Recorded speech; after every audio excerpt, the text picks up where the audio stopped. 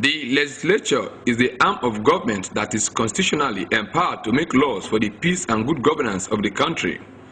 At the federal level, there is the National Assembly with two chambers, the Senate and the House of Representatives.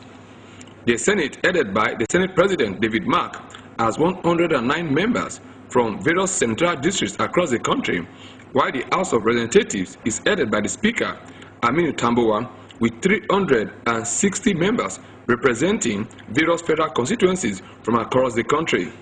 At the state level, each state has a House of Assembly, which also has a Speaker and principal officers who pilot the affairs of the legislature at the state level. The legislature, whether at the federal, state or local government level, performs the same functions of making laws, carrying out oversight functions on the other arms of government, among others. What then are the contributions of the legislature to development of the country as the nation celebrates our 53rd independence anniversary? 53 years, you realize that because of the military caution, this arm of government, the legislature, has always been the victim of every military incursion, and as a result, it has not really been well established. And even up to this moment, not even the people, the citizenry of Nigeria, have been able to appreciate the role of the legislature. And each time there's a military caution, it is the legislature that suffers. The executive arm remains. Most importantly, the judiciary remains. No judge is sacked. They are there to do their jobs.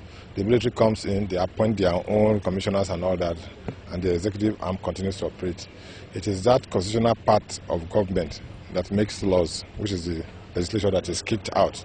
You know, militaries, they rule by decree.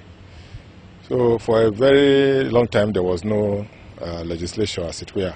But what has the legislature contributed to the nation's democracy for the short period of its existence? You see, the legislature, particularly at the national level and even at the state level, has been able to impact positively on the people of Nigeria.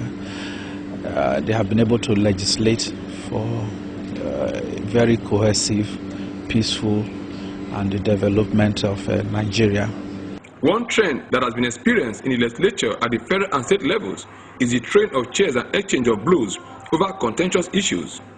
Is it common only in Nigeria's legislature, and why? I think that is a common trend, because you see, the legislature is comprising of all the various, an aggregate of various interests that form the legislature, a parliament. And sometimes when issues that are controversial are at play, sometimes it results to such fracas which we witness. So I don't think it is novel to Nigeria. I think this of trenches, we are evolving. Even in town hall meetings, in family meetings, there are shades of opinions. People disagree. And it depends on individual temperament. Not everybody in the legislature is a cool-headed person, is a gentleman. Some have hot temper. It's like that. But the bottom line is, at the end of the shared train, they still come back to sit in one chamber and take a decision that will bind not just on them, but the generality of the people.